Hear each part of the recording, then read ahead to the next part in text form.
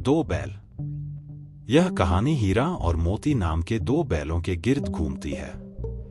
दोनों बैल अपने मालिक से अलग होने के बाद बहुत सारी समस्याओं का सामना करते हैं, लेकिन कभी एक दूसरे का साथ नहीं छोड़ते और आखिरकार वापस अपने पुराने मालिक के पास ही चले आते हैं। जानवरों में गधा सबसे बेवकूफ समझा जाता है। जब हम किसी शख्स को परले दर्जे का अहमद कहना चाहते हैं तो उसे गधा कहते हैं। गधा वाकई बेवकूफ है, या उसकी सादालोही और इंतहा दर्जा की कुव्वते बर्दाश्त ने उसे ये खिताब दिलवाया है, इसका तस्फिया नहीं हो सकता। गाय शरीफ जानवर है, मगर सींग मारती है। कुत्ता भी फरीब जानवर है, लेकिन कभी कभी उसे गुस्सा भी आ जाता है। मगर गधे को कभी गुस्सा नहीं आता, जितना जी चाहे मार लो, चाहे जैसी खराब सड़ी हुई घास सामने डाल दो, उसके चेहरे पर नाराजगी के आसार कभी नजर न आएंगे। अप्रैल में शायद कभी कुलेल कर लेता हो, पर हमने उसे कभी खुश होते नहीं देखा। उसके चेहरे पर एक मुस्तफिल मायूसी छाई रहती है। सुख दुख नफा नुकसान से कभी उसे शाद होते नहीं देखा। ऋषिमुनियों की जिस कदर खूबियां हैं, सब उसमें बदर जाए तुम मौजूद हैं, लेकिन आदमी उसे बेवकूफ कहता है। आला फसलतों की ऐसी तौहीन हमने और कहीं नहीं देखी। मुमकिन है दुनिया में सीधेपन के लिए जगह न हो, लेकिन गधे का एक भाई और भी है जो उससे कुछ कम ही गधा है, और वो है बैल। जिन मानों में हम गधे का लफ्ज इस्तेमाल करते हैं, कुछ लोग ऐसे भी हैं जो बैल को बेवकूफों का सरदार कहने को तैयार है। मगर हमारा ख्याल ऐसा नहीं। बैल कभी कभी मारता है, कभी कभी अड़ियल बैल भी देखने में आते हैं, और कभी कई तरीकों से वो अपनी नापसंदीदगी और नाराजगी का इजहार कर देता है। लिहाजा उसका दर्जा गधे से नीचे है। झूरी काची के पास दो बैल थे। एक का नाम था हीरा और दूसरे का मोती। दोनों देखने में खूबसूरत, काम में चौकस, डील डॉल में ऊंचे। बहुत दिनों से एक साथ रहते रहते दोनों में मोहब्बत हो गई थी। जिस वक्त ये दोनों बैल हल या गाड़ी में जुते जाते और गर्दनें हिला हिला कर चलते, तो हर एक की यही कोशिश होती कि ज्यादा बोझ मेरी ही गर्दन पर रहे। एक साथ नांद में मुंह डालते, एक मुंह हटा लेता तो दूसरा भी हटा लेता और एक साथ ही बैठते। एक मर्तबा झूरी ने दोनों बैल चंद दिनों के लिए अपनी ससुराल भेजे। बैलों को क्या मालूम वो क्यों भेजे जा रहे हैं। समझे मालिक ने हमें बेच दिया। अगर उन बेज़बानों की जबान होती तो झूरी से पूछते, तुमने हम गरीबों को क्यों निकाल दिया? हमने कभी दाने चारे की शिकायत नहीं की। तुमने जो कुछ खिलाया सर झुका कर खा लिया, फिर तुमने हमें क्यों बेच दिया? किसी वक्त दोनों बैल नए गांव जा पहुंचे। दिन भर के भूखे थे, दोनों का दिल भारी हो रहा था। जिसे उन्होंने अपना घर समझा था, वो उनसे छूट गया था। जब गांव में सोता पड़ गया तो दोनों ने जोर मारकर रस्से तुड़ा लिए और घर की तरफ चले। झूरी ने सुबह उठकर देखा तो दोनों बैल चरनी पर खड़े थे। दोनों के घुटनों तक पांव कीचड़ में भरे हुए थे। दोनों की आंखों में मोहब्बत की नाराजगी झलक रही थी। झूरी उनको देखकर मोहब्बत से बावला हो गया और दौड़कर उनके गले से लिपट गया। घर और गांव के लड़के जमा हो गए और तालियां बजा बजाकर उनका खैरमदम करने लगे। कोई अपने घर से रोटियां लाया, कोई गुड़ और कोई भूसी। झूरी की बीवी ने बैलों को दरवाजे पर देखा तो जल उठी, बोली, कैसे नमकहराम बैल हैं। एक दिन भी वहां काम न किया, भाग खड़े हुए। झूरी अपने बैलों पर यह इल्जाम बर्दाश्त न कर सका, बोला, नमकहराम क्यों हैं? चारा न दिया होगा तो क्या करते? औरत ने तुनक कर कहा, बस तुम ही बैलों को खिलाना जानते हो, और तो सभी पानी पिला पिला कर रखते हैं।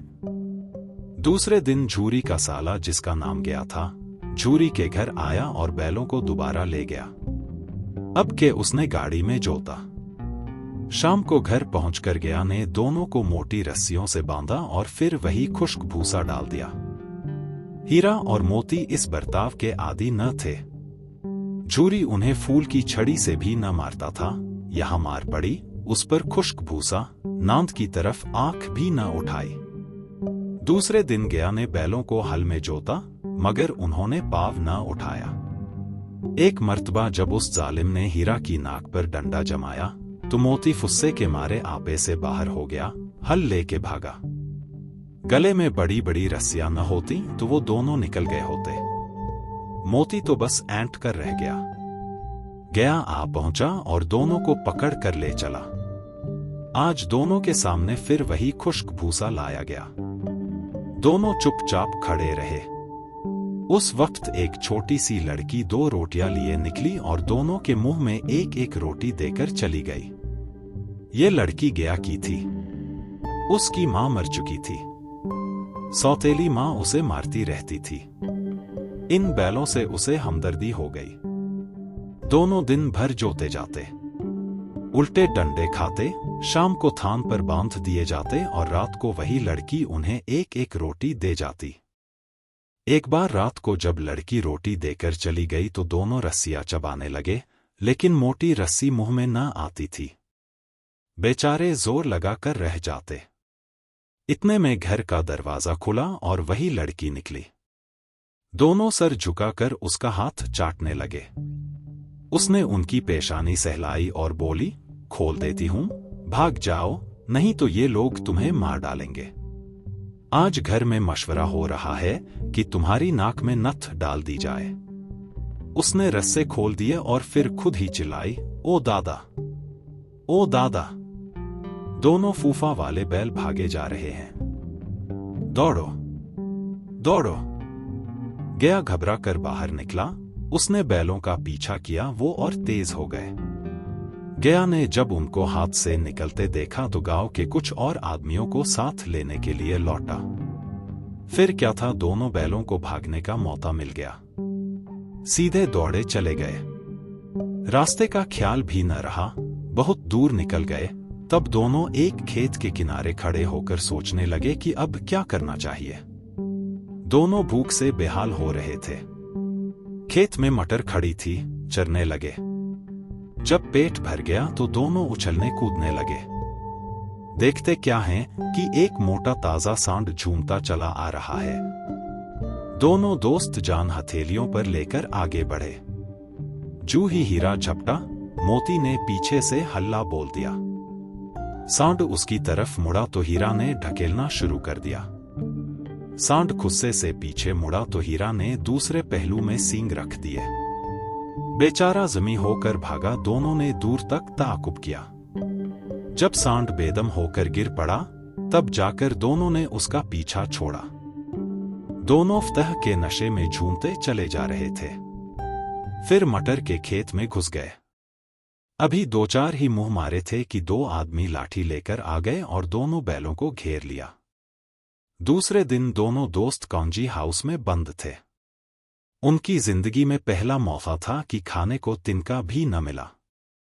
वहां कई भैंसें थीं, कई बकरियां, कई घोड़े, कई गधे, मगर चारा किसी के सामने न था। सब जमीन पर मुर्दे की तरह पड़े थे। रात को जब खाना न मिला तो हीरा बोला, मुझे तो मालूम होता है कि जान निकल रही है। मोती ने कहा, इतनी जल्दी हिम्मत न हारो भाई, यहां से भागने का कोई तरीका सोचो। बाड़े की दीवार कच्ची थी। हीरा ने अपने नुकीले सींग दीवार में गाड़कर सुराख किया और फिर दौड़ दौड़ कर दीवार से टक्करें मारी। टक्करों की आवाज सुनकर कौंजी हाउस का चौकीदार लालटेन लेकर निकला। उसने जो ये रंग देखा तो दोनों को कई डंडे रसीद किए और मोटी रस्सी से बांध दिया। हीरा और मोती ने फिर भी हिम्मत न हारी। फिर उसी तरह दीवार में सींग लगाकर जोर करने लगे। आखिर दीवार का कुछ हिस्सा गिर गया। दीवार का गिरना था कि जानवर उठ खड़े हुए। घोड़े, भेड़, बकरियां, भैंसे सब भाग निकले। हीरा, मोती रह गए। सुबह होते होते मुंशियों, चौकीदारों और दूसरे मुलाजमीन में खलबली मच गई। उसके बाद उनकी खूब मरम्मत हुई। अब और मोटी रस्सी से बांध दिया गया। 1 हफ्ते तक दोनों बैल वहां बंधे पड़े रहे। खुदा जाने कौंजी हाउस के आदमी कितने बेदर्द थे। किसी ने बेचारों को एक तिनका भी न दिया। एक मर्तबा पानी दिखा देते थे। ये उनकी खुराक थी। दोनों कमजोर हो गए, हड्डियां निकल आईं। एक दिन बाड़े के सामने डुगडुगी बजने लगी और दोपहर होते होते 40-50 आदमी जमा हो गए। तब दोनों बैल निकाले गए। लोग आकर उनकी सूरत देखते और चले जाते। उन कमजोर बैलों को कौन खरीदता? इतने में एक आदमी आया जिसकी आंखें सुर्ख थीं। वो मुंशी जी से बातें करने लगा। उसकी शक्ल देखकर दोनों बैल कांप उठे। नीलाम हो जाने के बाद दोनों बैल उस आदमी के साथ चले। अचानक उन्हें ऐसा मालूम हुआ कि ये रास्ता देखा हुआ है। हाँ, इधर ही से तो गया। उनको अपने गांव ले गया था। वही खेत, वही बाफ, वही गांव। अब उनकी रफ्तार तेज होने लगी। सारी थकान, सारी कमजोरी, सारी मायूसी रफा हो गई। अरे, ये तो अपना खेत आ गया। ये अपना कुआं है जहां हर रोज पानी पिया करते थे। दोनों मस्त होकर कुलेंगले करते हुए घर की तरफ दौड़े और अपने थान पर जाकर खड़े हो गए। वो आदमी भी पीछे पीछे दौड़ा आया। झूरी दरवाजे पर बैठा खाना खा रहा था। बैलों को देखते ही दौड़ा और उन्हें प्यार करने लगा। बैलों की आंखों से आंसू बहने लगे। उस आदमी ने आकर बैलों की रस्सियां पकड़ ली। झूरी ने कहा, ये बैल मेरे हैं। तुम्हारे कैसे हैं? मैंने नीलाम में लिए हैं। वो आदमी जबरदस्ती बैलों को ले जाने के लिए आगे बढ़ा।